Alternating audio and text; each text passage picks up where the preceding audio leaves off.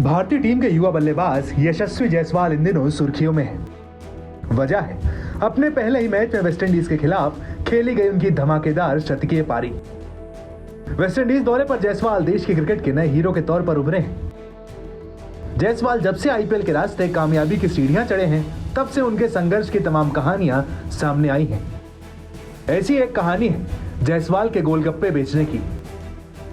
यशस्वी जायसवाल ने अपने इंटरव्यू में भी कई बार ये कहानी सुनाई है, लेकिन इधर भारत में जो उनके कोच का बयान आया है, अब उस पर सवाल खड़ा हो गया है। जो बातें खुद यशस्वी ने अपनी क्रिकेट जर्नी को लेकर कही हैं और जो उनके कोच ज्वाला सिंह ने एक इंटरव्यू में बताई है, उनके बीच तालमेल नहीं।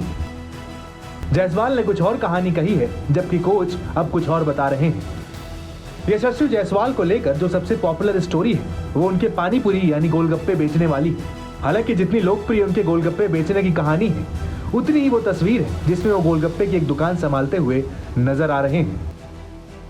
लेकिन उनके बचपन के कोच इसी अहम कहानी को झुठलाते दिख रहे हैं। उनके मुताबिक यशस्वी जायसवाल ने कभी गोलगप्पे बेचे ही नहीं।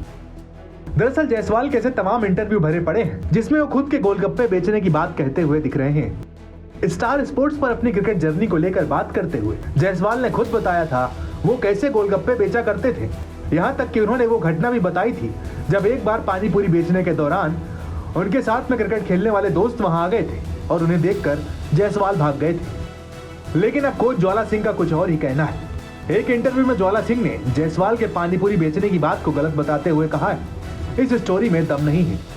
उन्होंने बताया है कि यशस्वी जब 16 साल के थे तब उन्होंने एक इंटरव्यू दिया था जिसमें उन्होंने अपनी संघर्ष भरी कहानी को मजबूती देने के लिए ऐसे ही पानीपुरी बेचने की घटना का जिक्र किया था। बस तब से मीडिया को उसे हेडलाइन बनाने की आदत सी हो गई।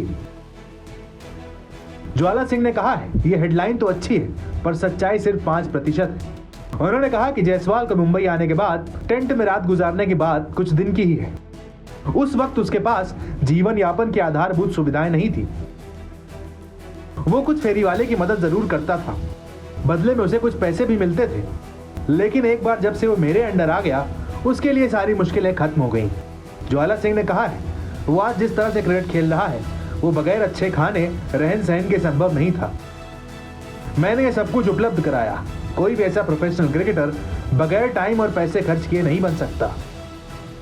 वो आज जहां है, उसके पीछे मैंने 9 साल दिए हैं। इस पूरे इंटरव्यू के बाद अब सवाल ये है कि कौन सच्चा और कौन झूठा है। जायसवाल अगर सच बोल रहे हैं तो उनके कोच ज्वाला सिंह ऐसा कहकर यशस्वी जायसवाल की सफलता का श्रेय तो नहीं ढूंढ रहे, और अगर ज्वाला सिंह वाकई सच बोल रहे हैं तो फिर बड़ा सवाल यह है कि यशस्वी जायसवाल ने कहानी क्यों सुनाई।